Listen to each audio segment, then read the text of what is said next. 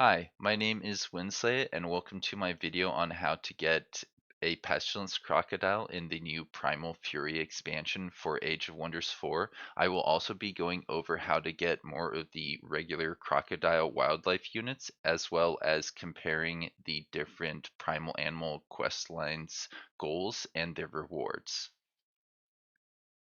If you've played with the new Primal Fury cultures, you'll know that you get these dens that spawn right next to your capital. At first, you haven't met your spirit animal and you need to send a unit onto that. And then after that, it starts a quest line, and each one has some slightly different quests. For example, the crocodile, once I had built the megalith and the temple inside of my city and I found a second den, then I needed to build four conduits inside my cities in order to get the rewards that we were looking at earlier.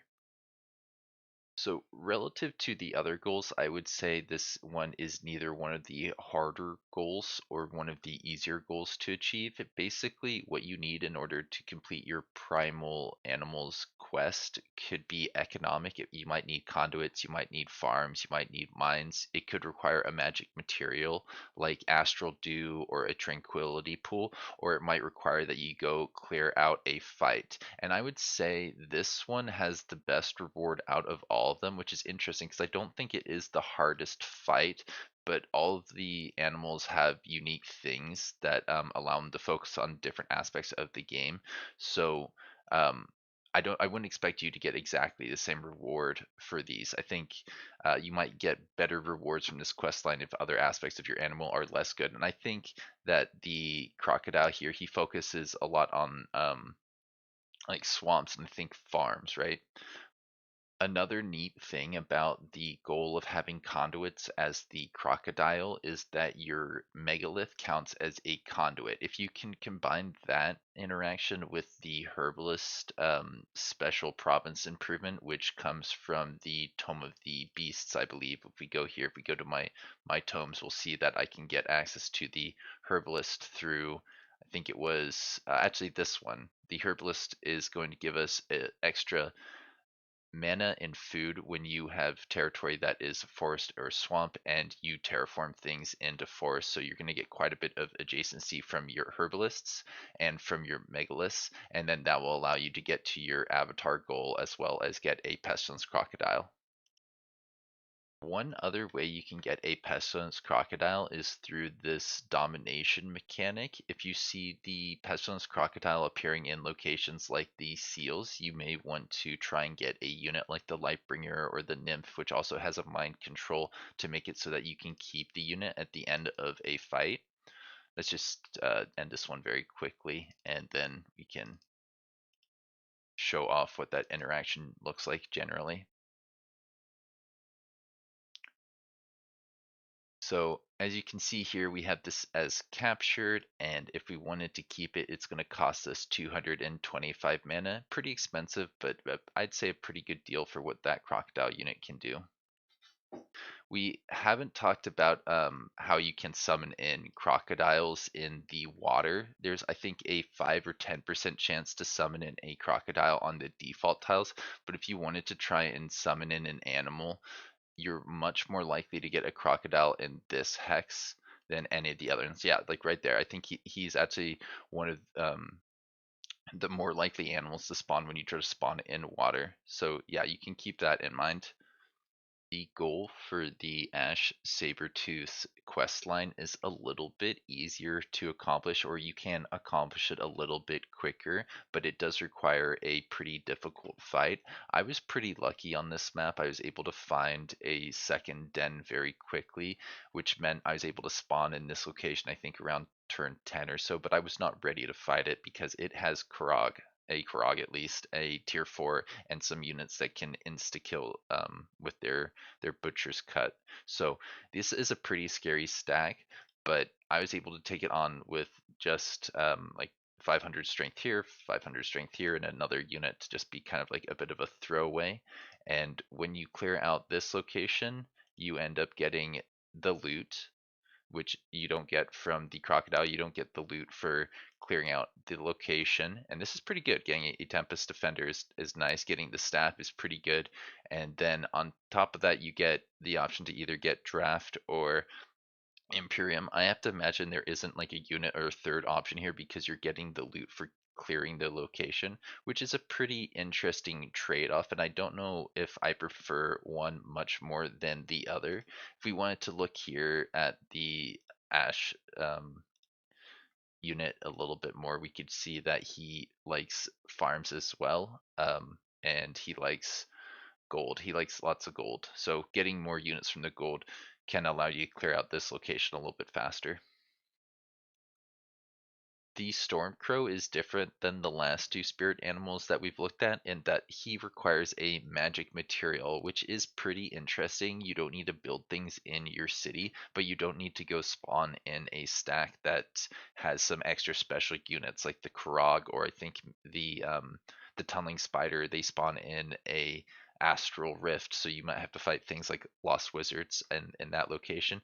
And the really interesting thing about having to clear out a magic material is you won't know which of the magic materials it is that you want to go clear out, but claiming them a little bit earlier can be good for this build. You're going to need to explore, of course, to go find your second den, and it did take me quite a bit of time to get all the way over here to the right side of the map where the Stormcrow den was, but I was very thankful to have the eagle mounts because that gave me the mobility to kind of scout out the area and make my decisions. So as you can see here, we can either get an item, we can get a little bit of knowledge, or we can get some Imperium. I think, yeah, this is more like the fight that we saw with the Sabertooth than it is with the crocodile. You don't get as good of gear or loot from this because it gives you loot from a fight basically. The glacial mammoth is the most like the Mire crocodile when compared to the previous spirit animals that we have looked at because it needs a building in order to complete its primal quest. This one requires a research post, and what is interesting about this one's megalith is it is actually a conduit, and that made it a little bit harder for me to actually get the research posts I needed in order to complete this. I was able to use an outpost to grab one here, and I did start building some in the ocean over here. But one interesting thing I noted after going through the motions here is playing with the Tome of Cryomancy would be really good here because they have access to a research post that is very good in the snow. If we go to Cryomancy, we can see that School of Cryomancy gives adjacency for snow or ice provinces as well as knowledge and counts as a research post. So you could get two cities with two of these and then two other sources of research posts in order to complete this quest. And when you do, then you get access to these options. You can get mana, you can get a little bit of knowledge, or you can get some Imperium. All in all, not that amazing, but I think the Mammoth gets a lot of things going for it, like the ability to freeze things and the synergies with things like cryomancy. The production you get for just being in the snow is not nothing at all. The Spirit Wolf is actually very similar to the Crow in that you need a magic material in order to complete the Primal quest line. But what I found really interesting is that the benefit for the wolf seems to be better to me. If we look here, we'll see that we actually have the ability to hire in a tier 3 Spirit Wolf, which is a lot better than what the Crow had access to. If I just pull up what I had here, it's basically we get an item, knowledge, or Imperium. I would argue that a unit like this is just generally a lot better unless you're getting towards the late game where tier 3s become less useful. But when you take into consideration how easy it is to accomplish the goals for this quest and the fact that you get a unit, I would say that elevates this to one of the better quest lines that you get access to as a primal subculture.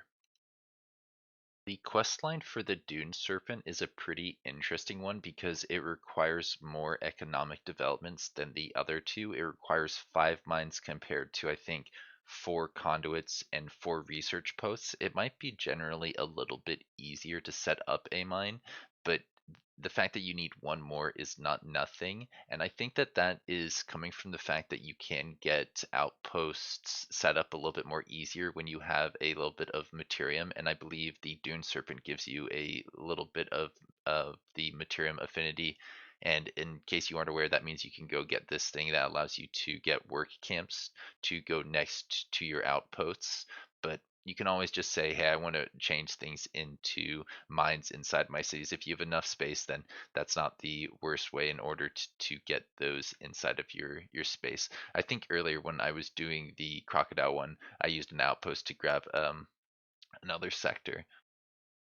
As you can see here, we can get a unit for the quest line for the Dune Serpent, but this one is only a tier 2 Serpent, and it's not even my favorite Serpent. I really like the one that gives Diseased, because that can make it a lot easier for you to do magical damage to your opponent. But I also think that the fact that the other quest lines give you tier 3 units and this one gives you a tier 2 unit makes it pretty mediocre. If it was more than one unit, then maybe this would be worthwhile. If you got like a Storm Scale and a Plague Serpent, then all of a sudden I would say this elevates it to the same level, or maybe even potentially better than the other two, because access to serpents is pretty rare. And I think being able to get them as the Dune Serpent followers would make a lot of sense thematically. I think you can get them access through Rally of the Lieges, but it's not something that everybody who's playing the Dune Serpent is going to be able to do. The Tunneling Spider questline is arguably the hardest one in order to complete, because not only do you need to kill a Lost Wizard in a Astral Rift with a lot of other scary units, you need to be able to get this to just simply spawn in, which is not very easy to do. You need to get the second den inside of your own territory in order for this to happen. And I found on this map that when I just simply revealed the map, just to look at the underground, there was not a single den visible in the entire underground. And that the only way to find my dens, and I don't know if this happens every time you play underground with the tunneling spider, the only way for me to find my dens was to excavate and then claim territory. And this was my closest one. It's across lava or through some passages. Um, this goes all the way over here. That's like 20 or 30 turns away from my capital. I just simply can't get there any sooner.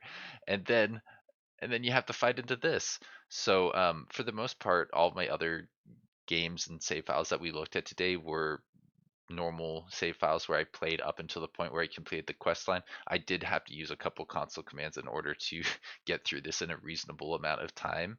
And I have to imagine this is so tricky because the benefit you get for being the avatar is so good for the tunneling spider. Having lifesteal on a dragon means they're just going to be a lot harder to kill. So if we go here, we get a lot of loot, like a lot of really, really good loot, um, which is good for a dragon because that gives them the horde mechanic, or they get gold for the horde mechanic. But it's really good for anyone having all this extra loot. You get a spider if you want a spider. You can get yourself a nice vampire spider matriarch. It seems on theme, seems on brand. I don't know when it would be worth taking the food over a spider or Imperium over a spider, because that's only 36 Imperium. That's not very much at all. But yeah, I think the main benefit from this one is actually getting the ability to say, hey, I would like to have lifesteal on all of my attacks from the very beginning of a match. But yeah, that's everything I had for you today. I'll see you around. Have a good one.